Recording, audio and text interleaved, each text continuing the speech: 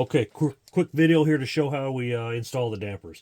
Basically, disassemble the rear of the car, take the top plate off, just set it aside, take the 4 standoffs out.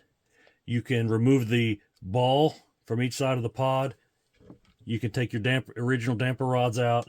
You can take the damper cup out of the graphite piece if you choose. You can leave that in if you want to be able to go back and forth to do some testing. But basically, the damper will mount to the same screw holes that the original standoffs were in. And the dampers themselves are not directional, so it can go on the left or the right. And you can basically move the rod to either side based on what you need. So for what we're going to do it here. Okay, it's going to mount in here on the actual battery tray. Here's the trick. For the screw hole in the back, you need to use one of the M3x5 screws that's included. For the screw in the front, you can use the actual kit screw. It's not going to press into anything if you go in too far. As you're threading these into the damper, okay, if you pre-threaded them, it'll be a little bit easier. If you don't, okay, you just got to push a little bit to get the screw started. Here's the key. If you're screwing into 3D printed materials, you need to be real careful and not over tighten. So basically, kind of just use your wrench, just start getting them snug, and there's the point where it'll basically snug and it's not going to get any tighter. If you go past that snug, you're going to strip it out. Okay, if you strip it out, you're going to have to use CA or get another damper. So now we have one side of the damper installed. Now we have to install the catch. The catches are directional. So we have either an L or an R. Okay, this is the left side of the car. So we'll take the one with the L. We're going to take one of the M3x10 screws. Okay, and we're going to screw it into the end of the catch.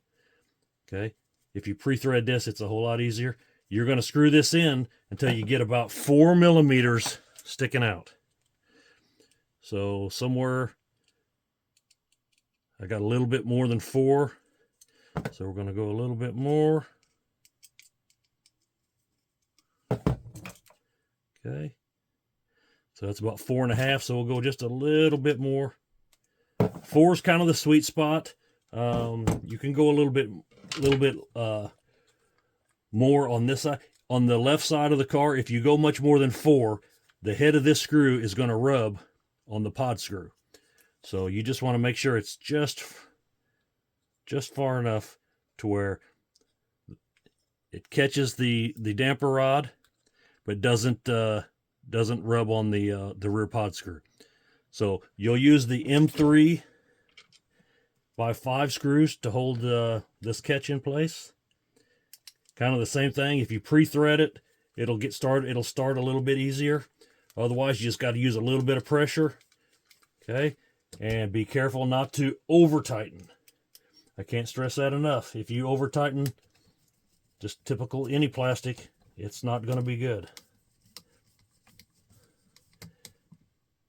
Just going to tighten until you feel it get snug. As soon as it's snug, you can see that it's down on the graphite, nice and flat.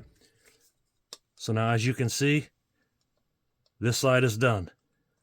Okay, you'll do the same thing to install the other side, and then your top plate will go basically right down on top. You can use the original screws to screw right into the top of the damper. Okay, and when you're all said and done, it's going to look something like this. Okay, and when you move the car back and forth, if you take the springs off, you can really feel the damping value a lot better. But you can get the dampening set to what